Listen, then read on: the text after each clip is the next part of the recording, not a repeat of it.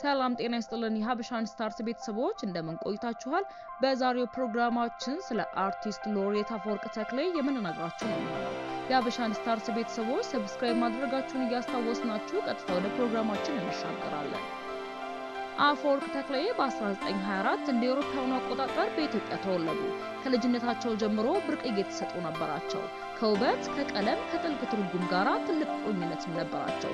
ነገር ግን በህይወታቸው ስለ ጥበብ ብቻ አልነበረም። ሁለተኛው የኢጣሊያ ኢትዮጵያ ጦርነት ሀገሪቱን ሲያናውጥ አፈወርቅ ገና ህፃን ልጅ ነበሩ። ያንን ቢሆን ተጋድሎ፣ እንቢተኝነትንና መስዋዕትነትን ባይናቸው ተመልክተዋል።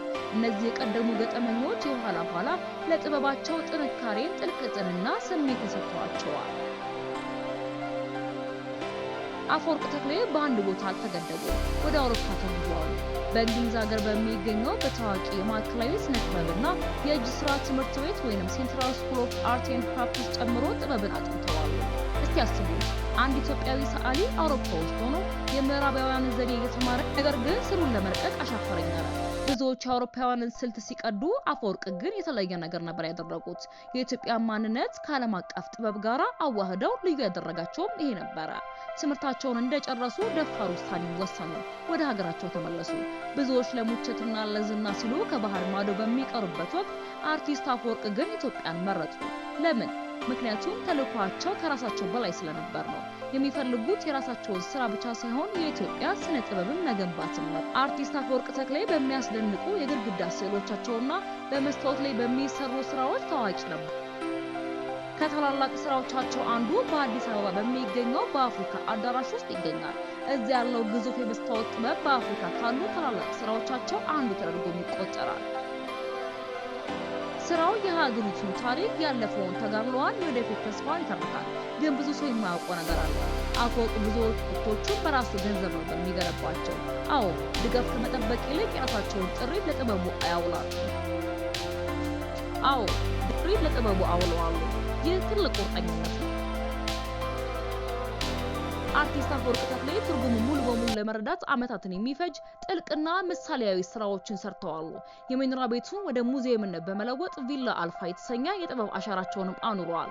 በኢትዮጵያ ታሪክ፣ ሃይማኖትና ማንነት ተመስጦ ባህላዊ ጭብጦችን ከዘመናዊ ዘዴዎች ጋር ያዋሃዱ ነበር።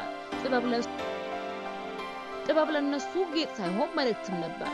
በጣም የሚገርመው ደግሞ ውበትን ብቻ አልሳሉ፣ እውነትን እንጂ።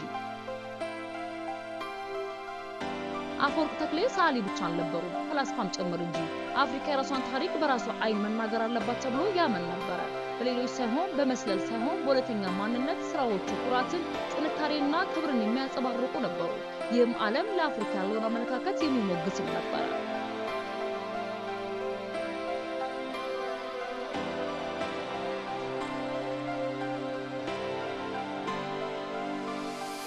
አርቲስት አፈወርቅ ተክሌ በ2004 ወይም እንደ አውሮፓውያን አቆጣጠር በ2012 ከዚህ ዓለም በሞት ተለይተዋል። አሻራቸው ግን ዛሬም ሕያው ነው። ጥበቡ ለትውልድ መነሳሳትን መስጠቱን ቀጥሏል። በኢትዮጵያ ብቻ ሳይሆን በመላ አፍሪካና በዓለም ዙሪያ ዛሬ እሳቸው የሚታወሱ ናቸው። ጥበብ ታሪክን ለመሸከም የሚያስችል አቅም፣ ወደፊትንም ለመቅረጽ የሚያስችል ድፍረት እንዳለው አሳይተዋል። የሀበሻን ስታርስ ቤተሰቦች ከአርቲስት ሎሬት አፈወርቅ ተክሌ አንዳንድ ስዕሎችን ጋብዘናችሁ ፕሮግራማችንን በዚህ እንቋጫለን። ሰብስክራይብ ማድረጋችሁን እያስታወስናችሁ በሌሎች ቆንጆ ፕሮግራም እስክንገናኝ ድረስ በደህና ቆዩ።